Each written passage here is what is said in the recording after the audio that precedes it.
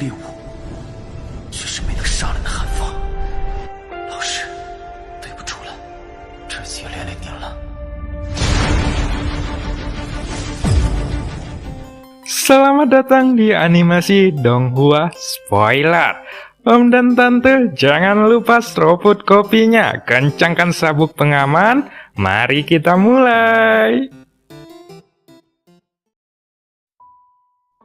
Pada awal episode diceritakan, Xiaoyan bertarung melawan Dewi Perang yang kekuatannya setara dewa asli bintang 5. Tahap pertarungan fisiknya akan lebih baik pada pelepasan latar belakang. Pertempuran keabadian akan menjadi integrasi latar belakang. Jadi, Xiaoyan akan sebanyak mungkin untuk membiarkan semua kekuatannya bermain sendiri. Namun, semakin baik serangan Xiaoyan, semakin kuat pula sang Dewi Perang ini, dan kecepatan serangannya meningkat, bukannya menurun. Pertempuran antara kedua belah pihak dengan cepat memasuki panggung yang panas. Tidak ada terlalu banyak trik di sini. Serangan keduanya terlihat sangat sederhana, tetapi mereka penuh dengan serangan yang benar-benar membunuh. Meskipun serangan Xiaoyan sangat ganas dalam pertempuran terus-menerus, hanya kekuatan fisiknya yang lebih kuat dari itu. Tetapi, dalam hal reaksi dan kecepatan serangan, Dewi Perang itu dapat menghancurkan Xiaoyan kapan saja. Hal ini pun memaksa Xiaoyan untuk terus mundur secara perlahan, sampai ketika dirinya sudah mundur beberapa ratus meter, Dewi Perang ini tiba-tiba berhenti. Bahkan, bukannya terus mengajar Xiaoyan, dia malah mundur kembali ke tempatnya. Lalu, sayap pembungkus seluruh tubuhnya seolah-olah tidak ada yang terjadi. Xiaoyan pun sedikit terkejut dengan adegan ini, dan segera melihat sekitarnya dengan waspada. Biasanya, dalam situasi seperti ini pasti ada keberadaan yang membuat sang Dewi Perang itu ketakutan. Namun setelah melihat sekitar, mata Xiaoyan menunjukkan tatapan bingung lagi. Itu karena tidak ada yang aneh di sekitarnya, dan arah ini kebetulan adalah arah asalnya, dan tidak ada keberadaan lain di sepanjang jalan. Mungkinkah itu batas yang tidak bisa dilewati? Gumam Xiaoyan. Setelah berpikir sejenak, Xiaoyan sampai pada jawabannya. Meskipun sang Dewi Perang bersayap hitam ini sangatlah kuat, selama dia mundur dari jarak tertentu, dia tidak akan terus menyerang. Kemudian Xiaoyan pun tiba-tiba mengangkat sudut mulutnya sedikit. Jika saja tidak ada batasan, Xiaoyan mungkin tidak dapat menemukan cara lain untuk mengalahkannya. Tentu saja tujuan Xiaoyan bukanlah untuk membunuhnya, tetapi sebenarnya dia hanya menginginkan nektar dewa di atas dahinya. Jika dia tidak akan terus mengejarku, selama aku berada di luar jangkauan serangnya, maka selamanya aku akan masih bisa menyerangnya dari jarak yang jauh. Memakannya hidup-hidup, ucap Xiaoyan sambil mengangkat alisnya. Namun ketika Xiaoyan memikirkannya, pemikiran ini kembali dihalau olehnya. Itu karena Xiaoyan tidak pernah bertindak seperti ini. Jika dia hanya ingin mengalahkan Dewi Perang bersayap hitam ini, dia bisa langsung bertanya kepada para senior di dalam labu Dewa Bermata 9 untuk mengambil tindakan. Tentu saja karena sekarang dia belum berhasil mengundangnya keluar, Xiaoyan tidak berani memutuskan apakah dia dapat mengundang para senior dari labu Dewa Bermata 9 untuk membantunya. Kekuatan tempurnya luar biasa, dan metode serangnya dapat ditimbang dengan kekuatanku. Serangannya tidak menghancurkan, dan tidak secara langsung melenyapkanku. Artinya, mungkinkah ia memiliki lebih banyak niat untuk mengajari generasi muda seperti diriku? Gumam Xiaoyan. Mata Xiaoyan menunjukkan warna yang kompleks. Adanya keberadaan kuno seperti itu, sampai hari ini pasti ada arti lain. Belum lagi sosok itu tidak memiliki energi dan aura kehidupan. Bagaimana bisa sosok itu seimbang melawan tingkat dewa? Setidaknya dia juga adalah kaisar keabadian. Tetapi, Xiaoyan tidak tahu apakah dia masih hidup atau sudah mati sekarang. Menurut apa yang dikatakan sosok itu, sudah lama tidak ada kehidupan di sini. Keberadaan apapun juga akan mati seiring berjalannya waktu. Tapi jika Dewi Perang ini tetap ada di sini, pasti ada makna yang mendalam. Aku belum bisa memahami konsep keabadian, tapi mungkin dalam pertempuran, aku harus bisa melangkah lebih jauh.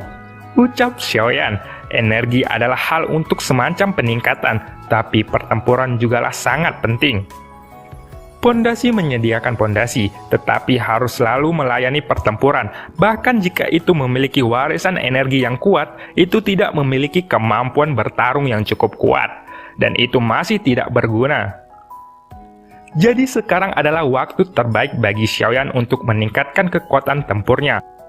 Dewi Perang bersayap hitam di depannya memiliki kekuatan yang tidak diketahui, namun kekuatan tempurnya lebih unggul dan tidak ada gejolak energi. Tapi kekuatan serangnya tidak perlu dipertanyakan lagi. Akan tetapi, Xiaoyan tidak memilih untuk melanjutkan pertarungan melawannya. Sebaliknya, dia duduk bersila di udara. Selama pertempuran singkat sebelumnya, Xiaoyan masih menderita beberapa luka. Untungnya itu tidaklah serius dan akan sembuh dengan cepat jika dia melakukan pemulihan. Pada saat ini Xiaoyan benar-benar dapat menggunakan tubuh pemakan jiwa, tetapi Xiaoyan tidak berencana untuk menggunakan tubuh pemakan jiwa itu untuk menyesuaikan serangan Dewi Perang saat ini. Bagaimanapun juga apakah itu tubuh dewa asli atau tubuh pemakan jiwa, itu benar-benar lebih kuat dari dirinya dalam hal kekuatan tempur. Jadi, Xiaoyan harus lebih memperhatikan peningkatan dirinya sendiri saat ini. Labu Dewa Bermata 9 juga mengatakan bahwa dia tidak akan membantu Xiaoyan dengan mudah dan dia sudah menjelaskan beberapa masalah. Xiaoyan sekarang terlalu bergantung pada hal ini dan itu tidak akan menguntungkan bagi Xiaoyan untuk waktu yang lama. Namun, jika bukan karena situasi dalam pertempuran, bagaimana mungkin Xiaoyan mengandalkan avatarnya untuk mendapatkan kekuatan yang lebih kuat dari dirinya sendiri?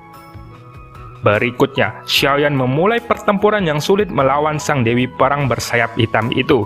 Setelah kalah lagi dan lagi, Xiaoyan terpaksa harus mundur untuk melakukan pemulihan dan bertarung lagi.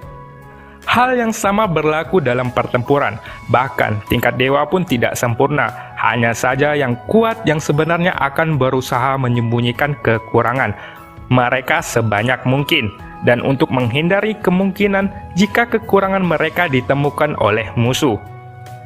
Jika ini adalah pertarungan hidup dan mati, Xiaoyan mengerti bahwa bahkan jika dia memiliki 10 nyawa pun, dia tidak akan menjadi lawan Dewi Perang ini.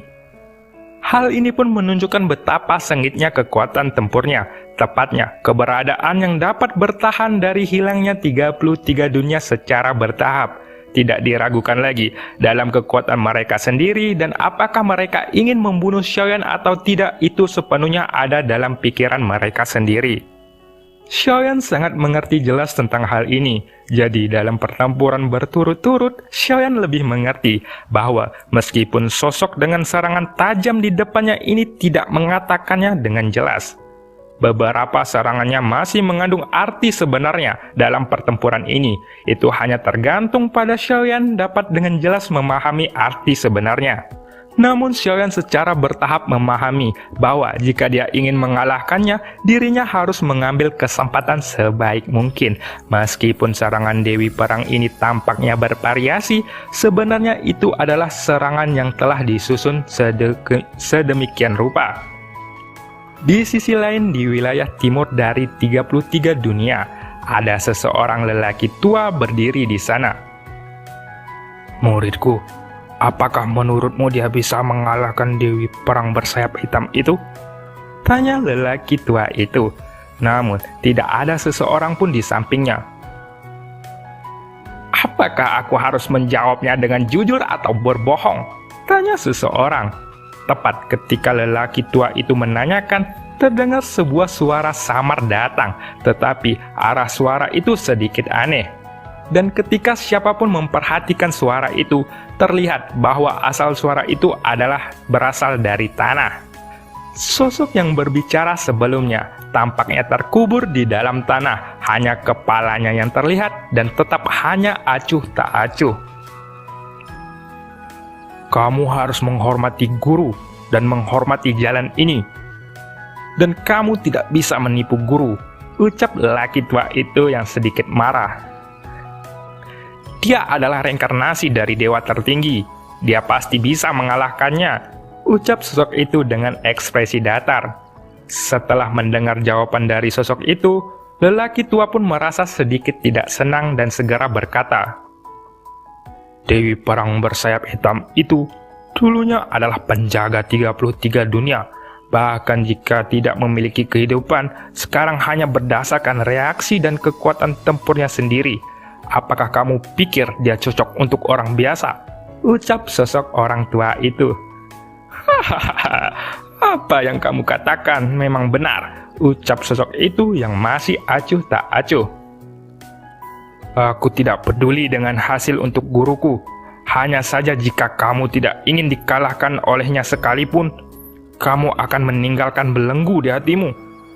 Aku sudah berjanji kepada guruku bahwa kamu akan menjadi setidaknya 3 teratas di dunia sensi. Sangat sulit bagimu untuk menjadi seorang guru, ucap pria tua itu selalu menunjukkan penyesalan. Adapun pria yang terkubur di tanah dengan hanya kepalanya yang terlihat, jika Xiaoyan melihat wajahnya, dia seharusnya bisa mengenalinya dengan enggan. Ternyata, sosok yang terkubur di tanah itu tidak lain adalah Luo Tian yang sebelumnya diburu oleh Xiaoyan di tanah hukuman dewa. Saat ini, sepertinya Luo Tian tidak mati, namun dia diselamatkan oleh lelaki tua yang dipanggilnya guru. Saat ini sepertinya Luo Tian tidak mati, namun dia diselamatkan oleh lelaki tua yang dipanggilnya guru di sampingnya itu, dan menguburnya di tanah ini. Aku tidak memiliki belenggu di hatiku, ucap Luo Tian setelah terdiam sejenak. Itu bagus, aku akan membawamu untuk membunuhnya demi guru, bagaimana dengan itu? Ucap lelaki tua itu. Akan tetapi, meskipun lelaki tua itu sudah memberikan tawaran yang cukup menarik, di mata Luo Tian masih tetap acuh tak acuh. Hah, jika dia mati, aku tidak harus hidup lagi, ucap Luo Tian. Luo Tian berkata seolah-olah dirinya sudah mati berkali-kali, namun lelaki tua itu tiba-tiba melambaikan tangannya ketika dia melihat sosok Luo Tian. Apakah hanya itu? Aku tahu apa yang kamu maksud. Untuk melepaskan belenggu, kamu masih harus mengikat belenggunya.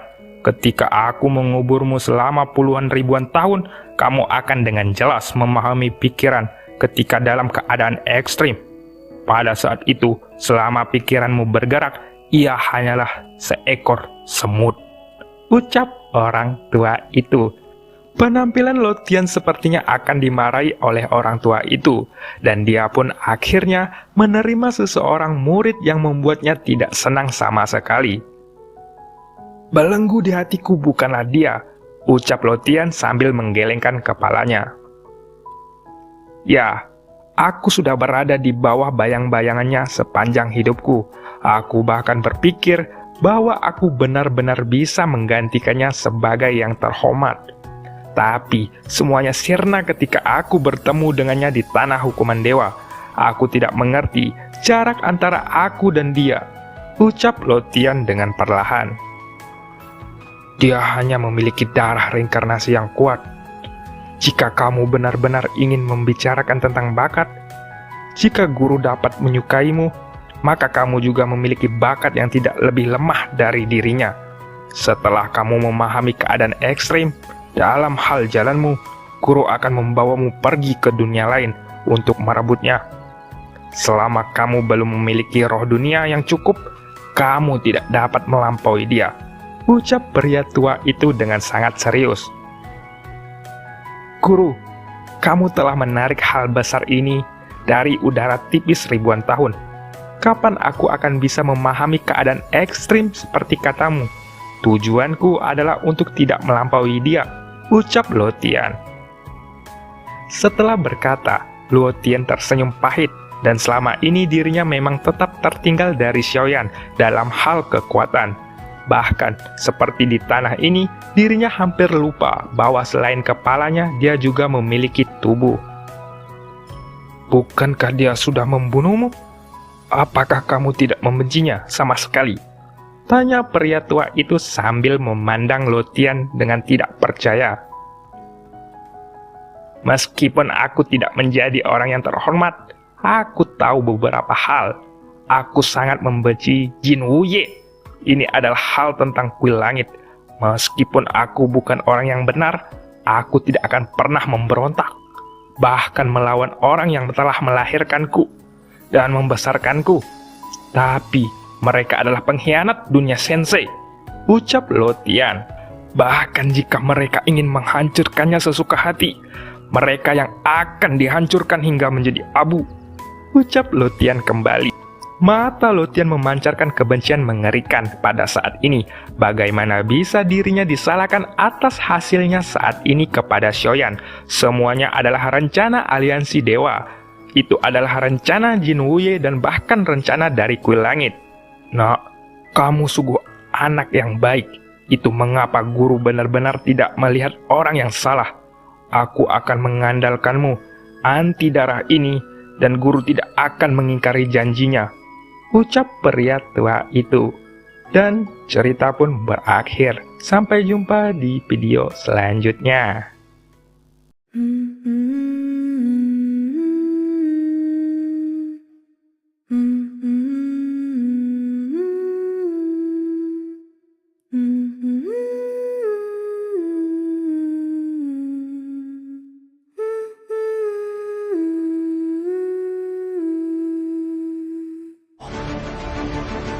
一旦被他们锁定了位置，我们俩都会性命堪忧。所有的隐忍，只为了这一天，我已经等待了太久。今天若是你能够安然无恙地走下擂台，萧炎从此不再踏进迦南学院半步。他迟早会发现的。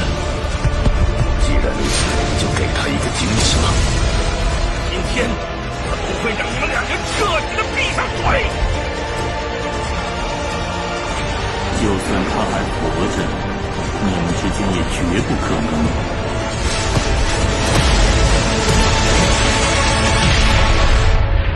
加玛帝国云岚宗，萧炎回来了。